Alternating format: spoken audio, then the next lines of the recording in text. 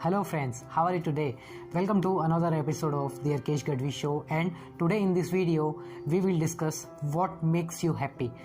So friends, first point is start your day with gratitude, because if you start your day with gratitude and keep practicing gratitude, it will make you happy.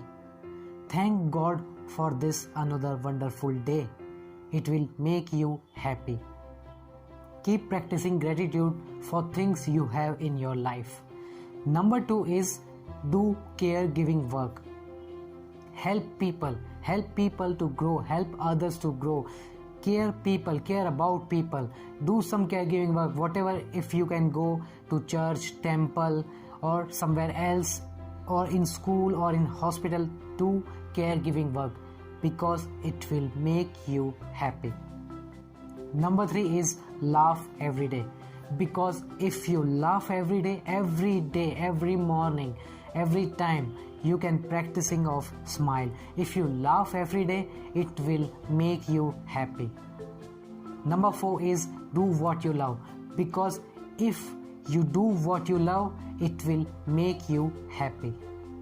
Number 5 is spend some time in alone to solve your inner issues, because if you spend time with yourself to solve your inner issues, it will make you happy.